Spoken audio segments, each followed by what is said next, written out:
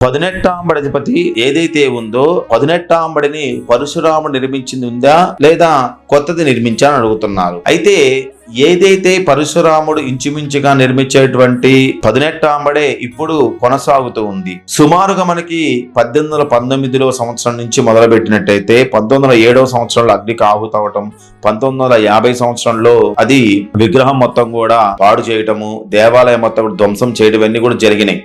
ఇవన్నీ జరిగినాయి కానీ ఎటువంటి పరిస్థితులలో స్వామివారి యొక్క పదునెట్టాంబడి 18 మెట్లు ఏదైతే ఉందో పదునెట్టాంబడి మొత్తం కూడా రాతితో నిర్మించారు.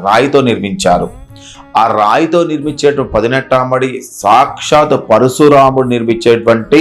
ఇక శబరిమల యాత్రకు భక్తులు పెరగడంతో 1980 నుండి దేవస్థానం బోర్డు వారు బాగా శ్రద్ధ తీసుకొని పంబా పైన వంతెన, పంబా నది విద్యుత్ స్తంభాలు, మంచిటి కుళాయిలు, స్వాముల విశ్రాంతాలు, షెడ్లు అన్ని కూడా ఏర్పాటు చేసేవారు. 1984 పదునెట్టాంబడిని ఎక్కడానికి పరశురాము నిర్మిత రాతి మెట్ల పైన ఎక్కేవాళ్ళు అనమాట. వారు వెళ్లే పడి మీద మెట్ల పైన కొబ్బరికాయ కొట్టి ఎక్కువగా ఎక్కే ఆచారం ఉండేదన్నమాట. ఈ విధంగా మెట్లు మొత్తం కూడా అరిగిపోవటం, కొన్ని మెట్లు కూడా మొత్తం కొనలు కొంచెం పగిలిపోవటం అనేది జరుగుతూ ఉండేది. ఈ మెట్ల పైన కొబ్బరికాయలు కొట్టడం వల్ల భక్తులు అనేక ఇబ్బందులు గురి కావడమే కాకోకుండా అంటే కొబ్బరికాయలు తొక్కుండగడం వల్ల రక్తం కాలేదు, కొద్దిగా ఇబ్బందులు పడుతుండేవారు ఆ సంవత్సరంలో 1984లో.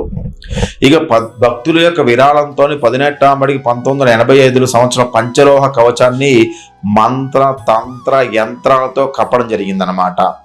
దీనివల్ల 18 మెట్లు ఎక్కడం సులభతరమైంది. భక్తుల రక్తి పెరగడం వల్ల తొక్కిసలాట లేకుండా ఉండటానికి వీలుగా 1982లో ఫ్లైఓవర్ బ్రిడ్జి కట్టి దానిపైన పదునెట్టాంబడి ఎక్కిన తర్వాత క్యూలో వెళ్ళడానికి ఏర్పాటు చేశాడు అనమాట. ఇక కొండపై నుండి మాలికాపుత్తు గుడి వరకు ఓవర్ బ్రిడ్జి కట్టడం వల్ల యాత్రికులు తిరగడానికి వీలుగా ఉంది. 1980 నుంచి 89-90లో పంబా మార్గంలో కొంత భాగం సన్నిధి ఆవరణం, కొంత భాగం సిమెంట్ కాంక్రీట్ పనులు చేయడం, బురద లేకోకుండా చేయడం, విశ్రాంతి ప్రదేశాలు ఏర్పాటు చేయడం మొత్తం కూడా 1989 నుంచి 90 మధ్యలో బాగా ఎక్కువ జరిగింది. ఇక 1985లో పక్కా బిల్డింగ్ తో అక్కడ నిర్మించబడి శబరిమల స్వరూపాన్ని మార్చారు. బెంగళూరు నుంచి వచ్చిన ఒక భక్తుడు శబరిమల గర్భగుడి పైన చుట్టూ బంగారు రేకులతో తాపడం చేయించడానికి పూనుకొని 2000 సంవత్సరంలో పూర్తి చేశాడు అనమాట. 1985 నుంచి మొదలు పెట్టినట్టయితే బెంగళూరు వాస్తవ్యులు 2000 సంవత్సరంలో ఇక శబరిమలలో వంశపారపరంగా ముఖ్య పూజను తాంత్రి అని పిలుస్తుంటారు. పరశురాముడు పూజ కొరకు ఆంధ్రాలో కృష్ణా జిల్లా నుంచి మొదటిసారి తీసుకెళ్లారని చెప్పబడుతుంటుంది. ఇది ఆయన యొక్క విషయం గురించి పదునెట్టాంబడి. కాబట్టి ఏదైతే పదునెట్టాంబడి ఉందో పరశురాముడు నిర్మించే పదునెట్టాంబడి మనం ఇప్పుడు ఎక్కుతూ ఉన్నాము. శరణమయ్యప్ప.